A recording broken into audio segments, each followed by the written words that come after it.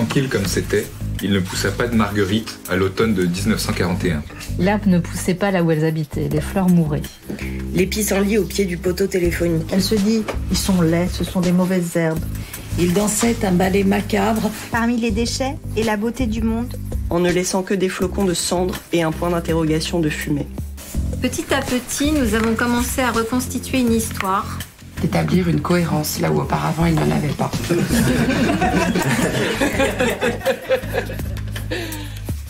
Littérature, etc. présente Les Parleuses. Séance de bouche à oreille pour propagation du patrimoine littéraire. Bienvenue donc à la 35e séance des Parleuses. Nous sommes le samedi 4 mars à Douarnenez. Nous venons de traverser ensemble un long atelier de lecture par arpentage et un atelier d'écriture.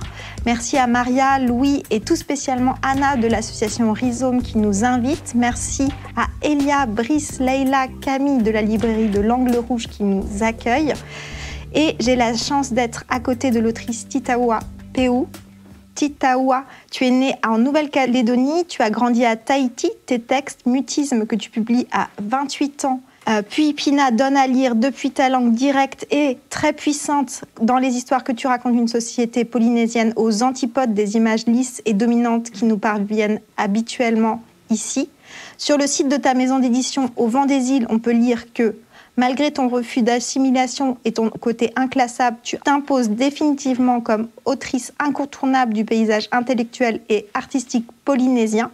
Et pour cette séance des Parleuses, tu as choisi de nous parler de l'autrice américaine Toni Morrison.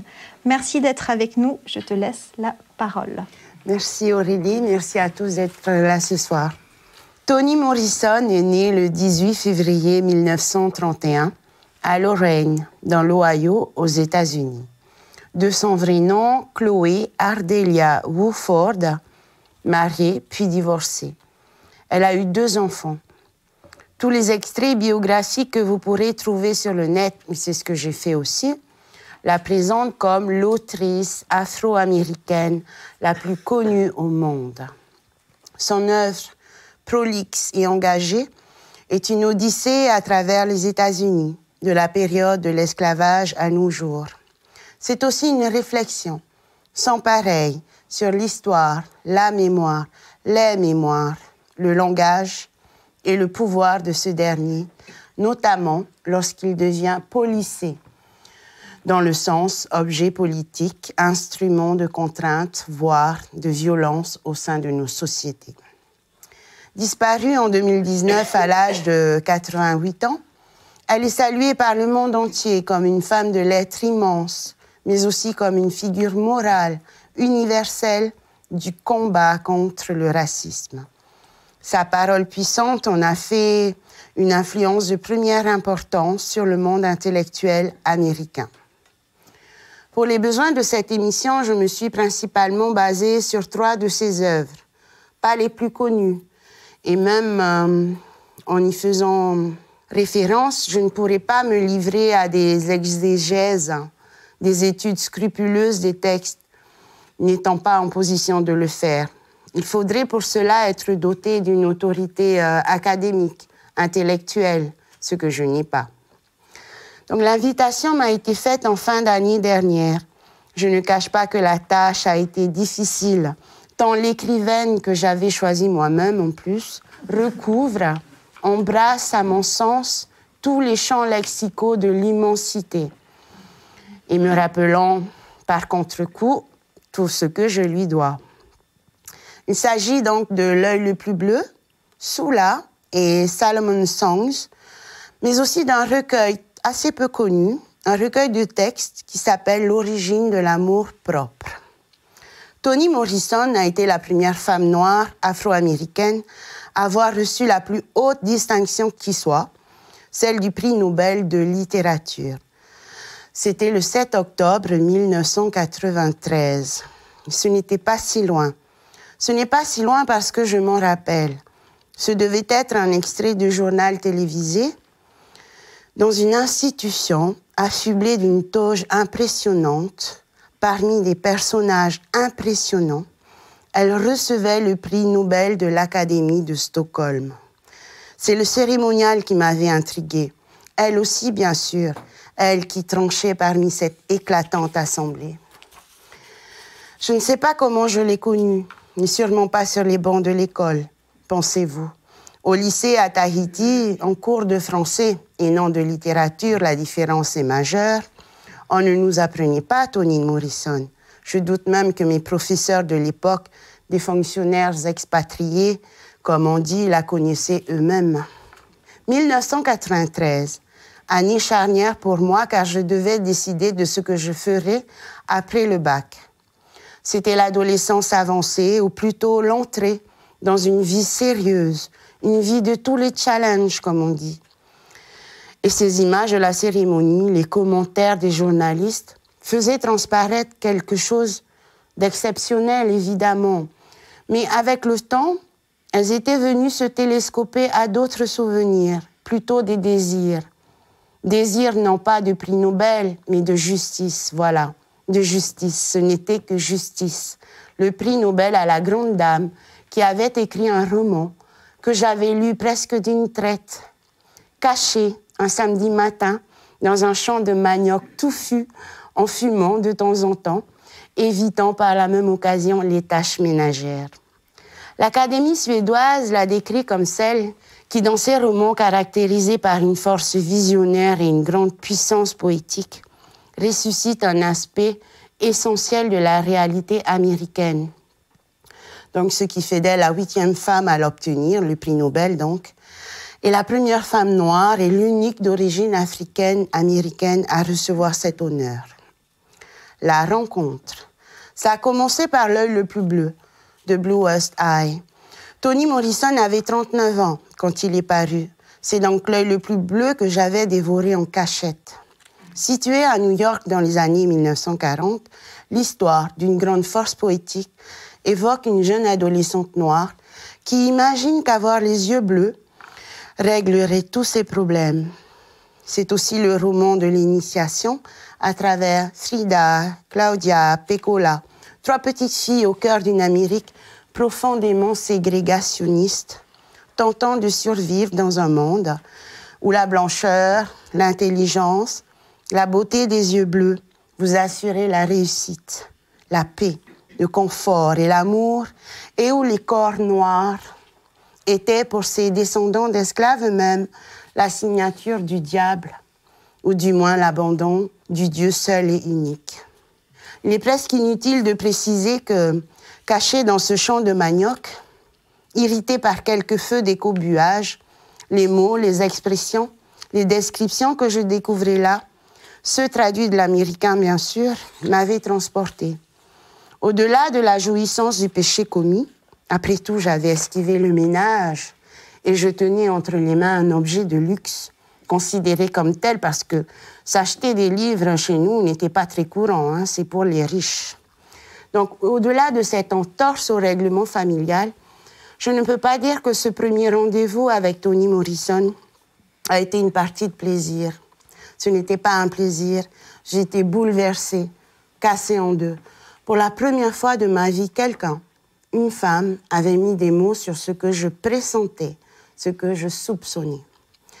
Les injustices subies par Pecola, la dureté, la méchanceté des enfants, l'indifférence des adultes, les poids morts de ceux qui restent à peine debout, tout ça, et plus encore, faisait écho à ce que nous pouvions vivre, nous aussi, les habitants, les Tahitiens à la peau noire, habitants de quartiers insalubres, forcés de marcher des heures entre école et domicile, car non véhiculés, et dans la haine que nous éprouvions pour ce qui était admis par notre société, n'avait d'égal que la violence que nous nous affligions à nous-mêmes, à nous autres. Dans mon champ de manioc, j'avais reconnu là le désamour pour nous-mêmes, pour ce que l'histoire officielle et le colonialisme avaient décidé. Nous étions des un quelque chose, un, I-N, des sans, S-A-N-S, incapables, invisibles, condamnés à la fatalité de ceux qui ne peuvent s'intégrer au modernisme. Invisibles, sortis tout droit du monde de la nuit, tepo en langue tahitienne, invisibles comme des fantômes, toujours tepo, pas des hommes ni des femmes. invisibilisés par des discours d'hommes la plupart du temps, qui, trop heureux de prendre la terre sur laquelle ils avaient posé pied, nous avaient dénié le statut d'humain. C'était plus pratique. Au mieux, nous étions des enfants, au pire des bêtes assoiffées de sang et de sexe. Pécola, ses parents, la petite communauté de Lorraine dans l'Ohio, ressemblait à celle à laquelle j'appartenais. Nous étions incapables de correspondre au monde blanc, tout simplement, bright, comme on dit en anglais. À la différence que chez moi, dans le papier des années 80-90, nous n'étions ni noirs ni blancs, marrons plutôt, à cette infâme palette de couleurs qui tantôt exclut, tantôt adoube. Les filles de l'œil le plus bleu m'avaient touchée. Leur peur de ne pas correspondre au canon de beauté, cette prière ahurissante pour avoir des yeux parfaits, ressemblait à Shirley Temple. Quelle idée! Je crois que ma rencontre avec Morrison est d'abord venue de cette connivence entre ces personnages de petites filles et ce que je n'avais que trop bien vécu. Fantastique samedi après-midi, fantastique dans tous les sens du terme que j'avais vécu caché dans mon champ de manioc. Il y aura pour moi d'autres samedis, d'autres voyages, d'autres découvertes, d'autres moments égoïstes. Mais de l'œil le plus bleu, je réussis à capter la contradiction non encore formulée d'un esprit inquiet au sein de la famille. Cette agrégation, la famille, pesante en même temps que lointaine, impuissante et omnisciente. La famille chez Morrison, c'était donc cette contradiction qu'on retrouvait dans mon pays. J'ai envie de parler de non-sens. Cette contradiction au sein de petites communautés, marginalisées, descendantes d'esclaves chez Morrison, nouveaux pauvres chez nous, qui malgré le lourd fardeau de la misère, de la ségrégation, croyaient encore en Dieu. Toujours lui. Et aux prières incessantes venait parfois se greffer le défi, la harangue, piètre défi humain face à la surdité divine. Et le défi prenait souvent la forme d'incantation. Comme chez nous, on retrouve ce côté un peu magique dans les romans de Morrison. Une tentative, je crois. Je ne suis pas une experte de la littérature afro-américaine non plus, d'expliquer l'ineffable au moyen du sacré. C'est ainsi qu'un personnage secondaire, marabout, charlatan comme il se qualifie lui-même, devant la prière de la petite Pécola, soupçonnant chez elle le début de la démence, s'adresse à Dieu en ces termes. C'est pourquoi j'ai changé les yeux de la petite fille noire et je ne l'ai pas touchée. Je n'ai pas posé le doigt sur elle, mais je lui ai donné les yeux bleus qu'elle voulait. Pas d'échange de plaisir ou d'argent. J'ai fait ce que tu n'as pas fait, ce que tu n'as pas pu, pas voulu faire. Moi, j'ai fait un miracle. Je lui ai donné des yeux bleus. Personne d'autre ne verra ses yeux bleus, mais elle les verra. Et désormais, elle vivra heureuse. Moi, j'ai trouvé bon et juste de le faire.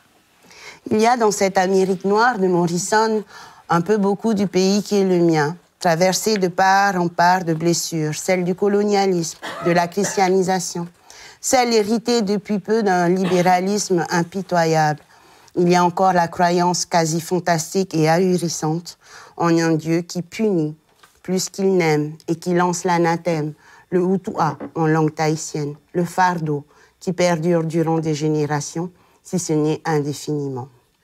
On aime un livre, on aime un auteur, une autrice parce qu'il, elle, nous ressemble, je crois. Parce qu'elle est magicienne, oratrice, messagère entre nous et l'au-delà. Et quand on écrit, on ne peut s'empêcher de penser à elle, à lui, sans avoir la capacité de s'en approcher, secrètement convoquer la figure, la force et le talent. Surtout quand les images sont terribles, mais qu'elles doivent impérativement être posées, sans quoi rien n'aura été dit. Tout aura été vain. Fiction et mémoire.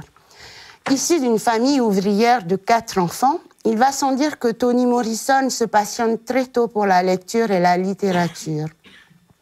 Après son diplôme de fin d'études secondaires obtenu avec brio, elle s'inscrit à la plus prestigieuse des universités africaines américaines, l'université Howard, pour étudier la littérature. Ses auteurs favoris sont notamment Jane Austen et Léon Tolstoï. Après avoir poursuivi à l'université Cornell, elle termine ses études en soutenant une thèse sur le thème du suicide chez William Faulkner et Virginia Woolf. Je ne peux m'empêcher de penser à ses parents. La réussite de leur fille, sans doute la première de la fratrie à faire des études supérieures et non des moindres, sa qualité de professeur de littérature à l'université de Texas, Southern, puis à Howard, pendant près de 10 ans, ont dû les rendre fiers. Aujourd'hui, on parle, bizarrement, de transfuge de classe, ou transfuge social, ou encore transclasse, qui désigne un individu ayant vécu un changement de milieu social en général pour upgrader, aller vers le haut. Cela va évidemment plus loin pour la famille Wofford, de son vrai nom. La petite fille d'esclave avait pris ou prenait sa revanche sur la vie, sur l'esclavage. Un pied de nez au déterminisme encore prégnant aux États-Unis, aux lois ségrégationnistes qui avaient encore cours dans le Sud.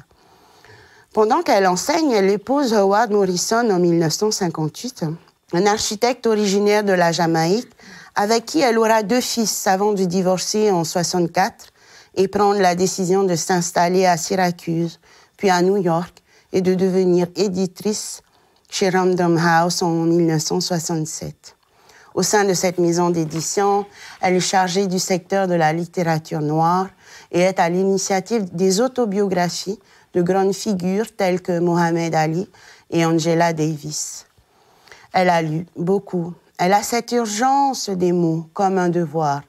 Elle sait cependant, malgré une culture littéraire très occidentale, elle sait d'où elle vient.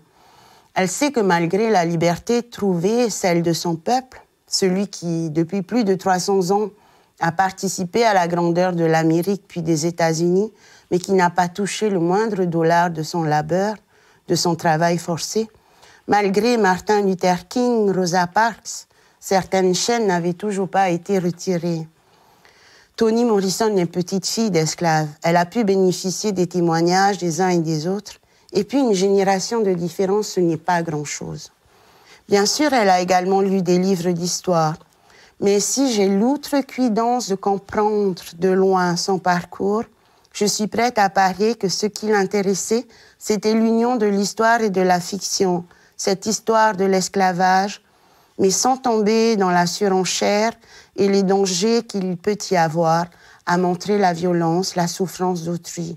Elle dira d'ailleurs dans une interview « Je m'occupe donc d'un domaine que je sais être surexploité et sous-exploité, séduisant dans un sens malsain, rebutant, caché et refoulé dans un autre. » Il n'est jamais facile de dire l'odieux. Comme après la Shoah, de très nombreux rescapés ont mis du temps à décrire, encore plus de temps à écrire. La fiction chez Morrison est garante de la mémoire. L'histoire de ces femmes et de ces hommes qui n'ont pas été épargnés, même après la guerre de sécession et l'abolition de l'esclavage, même après la fin des lois ségrégationnistes des États-Unis, visant à entraver l'application des droits constitutionnels des Afro-Américains. Leur histoire devait rejoindre la grande histoire. Mieux encore, l'histoire américaine, mais aussi la littérature américaine, ne pourront plus jamais faire l'économie, ne pourront plus jamais invisibiliser le peuple américain noir d'origine africaine. Lors d'une conférence en 1998 intitulée « Littérature et vie publique », elle défend à nouveau la force des fictions. La fiction peut être une langue alternative capable de contredire et d'éviter, sinon d'analyser le régime politique en place, l'autorité de ce qui est électroniquement visible, la séduction du virtuel. L'étude de la fiction peut aussi être le mécanisme de réparation de la rupture entre public et privé. Elle dira lors d'une autre conférence en 2000... On m'interrogeait sur la nécessité et l'intérêt de formuler cette partie inexprimable de l'histoire américaine. Pourquoi voulais-je donc raviver les cicatrices que la guerre de sécession, le combat pour les droits civiques et le temps lui-même avaient recouvertes? Le corps esclave était mort, n'est-ce pas? Le corps noir était vivant, n'est-ce pas? Comme tous les grands noms de la littérature engagée contre les violences faites aux dites minorités, l'urgence face au temps qui passe et donc à l'oubli qui s'installe, plongée dans le gouffre du passé est condition et source de liberté, ainsi que Frantz Fanon l'avait écrit dans un article de 1955. Entrer dans un roman de Toni Morrison n'est pas un acte gratuit, facile. On n'y entre pas parce qu'on s'ennuie. C'est la force de son nom d'abord, la puissance aussi de cette femme, son charisme, comme celui d'une conteuse. Nous sommes d'abord happés, charmés par la puissance de cette dernière, puis par l'histoire. Mais le conte, et c'est sa mission, fait réfléchir, fait peur parfois, il dérange. « Je suis une conteuse », disait-elle. Je vais vous raconter une histoire. Premièrement, parce que le récit est probablement la manière la plus efficace dont structurer les connaissances. Et deuxièmement, parce que je suis une conteuse. On se souvient bien sûr de son discours à Stockholm, à la réception du prix Nobel en 1993. Elle a écrit « ciselé sous forme de conte ». Et rien que pour sa beauté et l'étrange actualité qu'il porte en lui, je voulais ici le partager avec vous. Ce conte est intitulé « Entre vos mains ». Il était une fois une vieille femme, aveugle mais sage. Dans la version que je connais, cette vieille femme est noire, américaine, aveugle et elle vit dans une petite cabane aux abords de sa ville. Sa réputation de vieille femme est incontestable et incontestée. Aux yeux des siens, elle est aussi bien la loi que sa transgression. Un groupe de jeunes gens lui rendent visite. Ces jeunes gens sont bien déterminés à mettre sa clairvoyance en défaut. Leur plan est simple, tout simple. Ils vont aller chez elle et ils vont lui poser la seule question, la seule où ils attendent une réponse qui repose sur la différence qu'il y a entre elle et eux et qu'ils pensent être un handicap profond, sa cécité. Vieille femme, dis-moi, je tiens un oiseau dans ma main. Dis-moi, est-il vivant ou mort? La vieille femme ne voit pas ce qu'il y a dans leurs mains. Elle ne les voit même pas eux. Elle ne sait pas qui ils sont. Elle ne connaît pas leur sexe. Elle ne connaît pas leur couleur. Elle ne sait pas d'où ils viennent. Elle ne sait absolument rien. Le silence s'étire et les jeunes gens ont du mal à se retenir de rire. Lorsqu'elle prend la parole, sa voix est douce, mais sévère. Je l'ignore. J'ignore si l'oiseau que vous tenez est vivant ou mort. Mais je suis sûre d'une chose, il est entre vos mains. Le silence est profond, plus profond que l'essence disponible dans les mots qu'elle a prononcés. Il frémit ce silence, et les jeunes gens agacés le meublent d'une langue inventée sur le champ. Dans ce conte se dessine une réflexion sur le langage. La vieille femme symbolise une écrivaine accomplie. Elle, Toni Morrison. L'oiseau représente le langage. Et les jeunes gens incarnent une génération future. Toni Morrison a toujours prôné un langage libre et engagé, tout en révélant la nécessité d'une littérature authentique, chargée d'émotions. En parallèle, elle dénonce les langages et discours oppressifs qui empêchent les nouvelles réflexions de croître. Le discours sexiste, le discours raciste, le discours théiste, autant de variantes de ce langage du maintien de l'ordre, du maître, qui par nature bâillonne les nouveaux savoirs et muselle le partage d'idées, disait-elle. Entre vos mains est un discours éloquent sur la puissance des mots et leur capacité à nous unir ou non. Toni Morrison, si immense qu'elle a le droit, elle prend le droit et la liberté de questionner Cendrillon. Ce conte pour petite fille sur lequel elle écrira. Ce conte de fées, l'histoire d'une maisonnée de femmes rassemblées et unies afin de maltraiter une autre femme. Il y a bien sûr un père absent, assez vague, et un prince fétichiste du pied, qui arrive juste à temps. Mais ni l'un ni l'autre n'ont beaucoup de personnalité. Et puis, il y a les mères de substitution, bien sûr, marraine et belle-mère, qui contribuent tant au chagrin de Cendrillon qu'à sa libération et à son bonheur. Mais ce sont les demi-sœurs qui m'intéressent. Comme il a dû être handicapant pour ces jeunes filles de grandir avec une mère qui asservissait une autre fille, de regarder et d'imiter cette mère.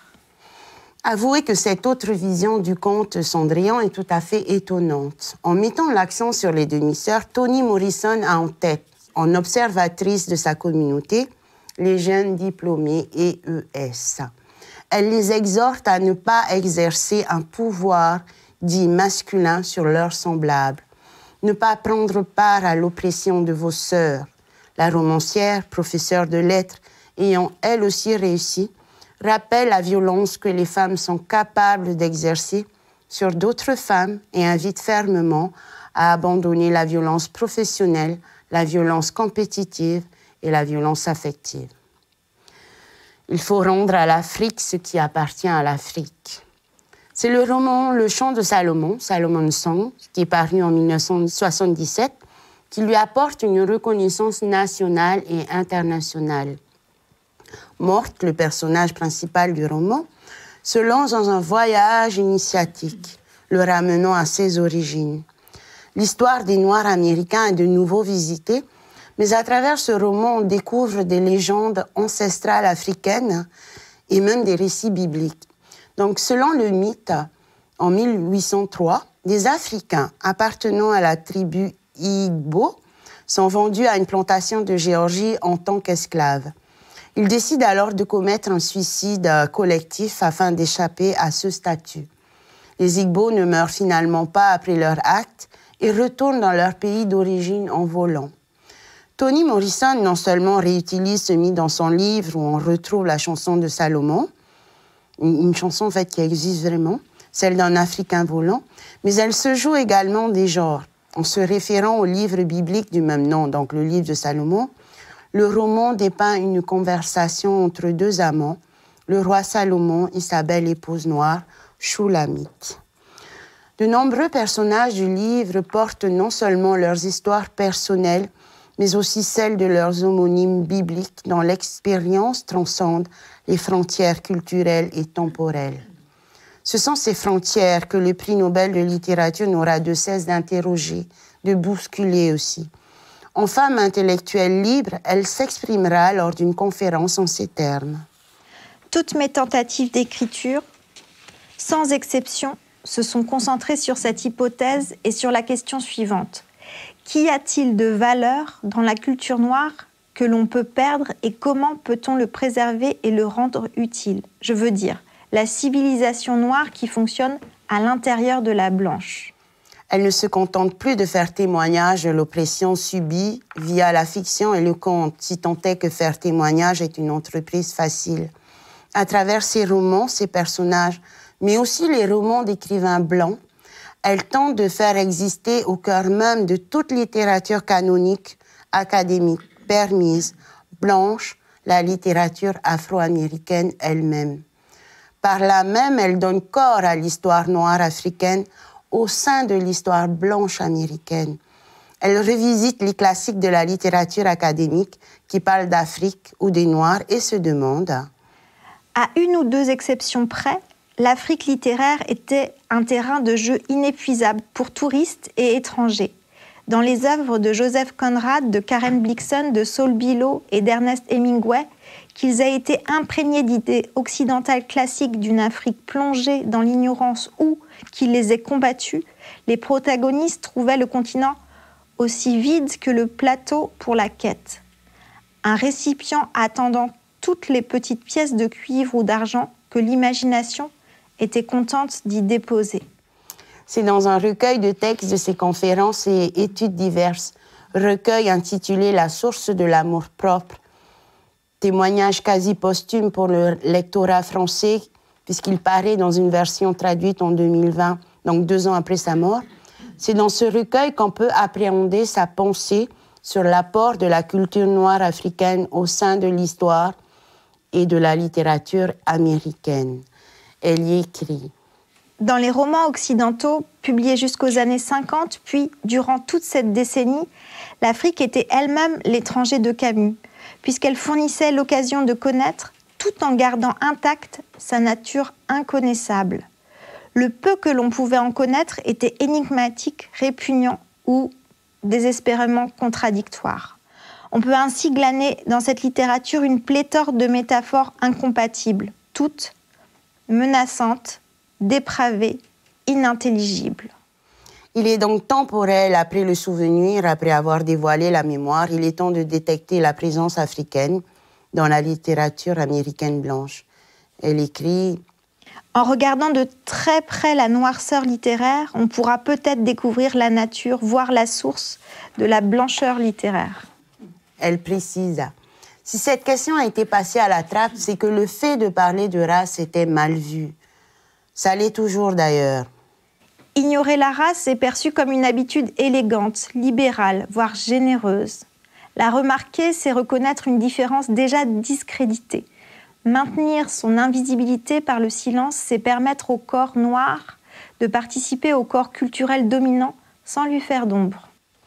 Pour le prix Nobel de littérature, lorsqu'on évoque le racisme, on ne pense qu'à ceux qui en ont été victimes et non l'effet du racisme sur ceux qui le perpétuent.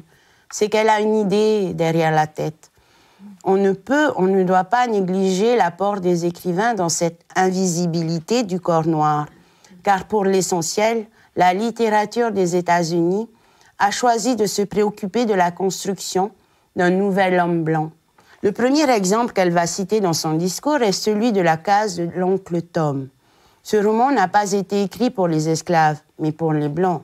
Toni Morrison entame alors une réflexion passionnante sur la littérature américaine, ses peurs, ses forces et ses espoirs. Pour elle, le terrain imaginatif et historique sur lequel cheminent les premiers auteurs américains est, dans une très large mesure, façonné et déterminé par la présence de l'autre racial.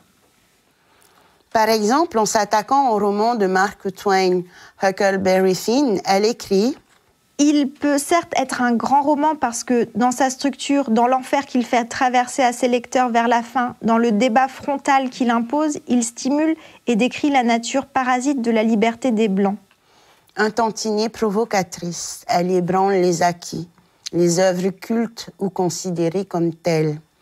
Dans un discours prononcé en 1988 à l'Université du Michigan, intitulé « Choses inexprimables et inexprimées », elle dit « La présence afro-américaine dans la littérature américaine », et elle affiche clairement son objectif, donc faire entrer de plein champ la littérature africaine-américaine dans la littérature américaine pour ressusciter l'étude de la littérature aux États-Unis et élever son niveau en même temps. Et elle rappelle toutes les distorsions qu'on a fait subir aux berceaux civilisationnels anciens, l'Égypte, la Grèce, pour ne les faire signifier que comme annonce de l'universel grec, la beauté et le savoir hellénistique, par exemple, comme ancêtre, bien évidemment, de l'universel occidental, gommant les apports civilisationnels, en premier lieu ceux de l'Afrique. Je rajouterai à titre personnel, que dire alors du film « Autant en emporte le vent », éludant la question du racisme, exaltant l'art de vivre des planteurs magnanimes avec leurs bons esclaves? Dieu merci, alors petite, ce film m'avait terriblement ennuyée, autant que certaines de mes connaissances à l'école qui se faisaient appeler Scarlett O'Hara. Je termine là ma digression. Activiste et moderne. Toni Morrison est une autrice politique et moderne. Son écriture même est moderne. Certains autres sujets sont eux aussi modernes. En 1973 paraît Sula, son deuxième roman. Sula est le portrait d'une femme qui tente de s'affranchir des multiples formes de racisme dans les États-Unis entre les années 20 et les années 40, mais pas seulement. C'est aussi l'histoire d'une amitié féminine, puis de la fin de cette amitié. Sula n'est pas comme les autres, elle est libre, elle est une paria, elle déteste les conventions, elle est une femme moderne. Toni Morrison, dans une interview au sujet de son œuvre, avait dit « Ce qu'il me fallait alors pour traiter de ce que je croyais impossible à maîtriser, c'était une petite bribe, une chose concrète, une image issue du monde de ce qui était concret. Quelque chose de domestique, auquel vous pouviez vaguement raccrocher le livre. Une chose qui dirait tout ce que vous vouliez dire dans des termes très humains et très personnels.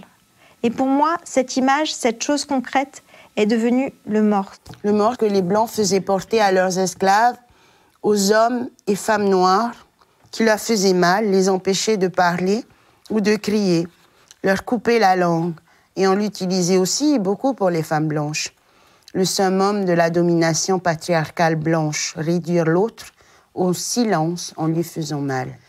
Et c'est à lui que s'en prend Toni Morrison. Écrire contre cette injonction mortifère au silence, démonter les mécanismes d'un système d'oppression des minorités. Chaque culture sexiste a sa propre formation socio-génitale, écrit-elle dans Femmes, race et mémoire aux États-Unis. Celle-ci se compose du racisme et de la hiérarchie sociale. Quand les deux seront séparés, la suprématie du mâle s'écroulera et la mer de contention parmi les femmes s'asséchera.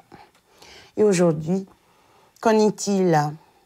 Il y a eu un avant Toni Morrison et est-ce qu'il y a un après Toni Morrison? Incontestablement. Son empreinte sur la littérature noire américaine, afro-américaine ou africaine-américaine est indiscutable. De Jamaïca, Kincaid à Colson Whitehead, en passant par Didi Piker, Jake Lamar et Ta-Nehisi Coates, il n'est plus l'heure de s'interroger sur la place des femmes et des hommes noirs dans la littérature et dans la société américaine. Il faut l'assumer, et ceci des deux côtés. Activiste, elle avait en 2012, lors d'une interview au Festival America de Vincennes, déclaré « Je suis un écrivain politique, mais pas dans le sens négatif que l'on attribue généralement. Pour moi, tous les grands artistes et écrivains sont politiques.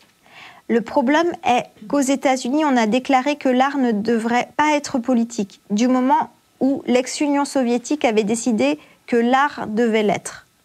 On a pris le contre-pied systématique. Cependant, je suis une activiste et il n'y a pas de honte à être un artiste politique. » À l'heure de Black Lives Matter, MeToo, elle nous manque sans aucun doute. Pour terminer cette petite traversée de l'œuvre de Toni Morrison, j'utiliserai les termes qu'elle a elle-même employés dans son hommage à James Baldwin, auteur qui laissera lui aussi des textes de référence sur la condition des Afro-Américaines. Comme pour Baldwin, la vie de Toni Morrison et surtout son œuvre se refusent au résumé. Mais c'est nous-mêmes qu'elle nous donne à méditer, à chérir. Elle nous apprend à voir le monde à travers son regard.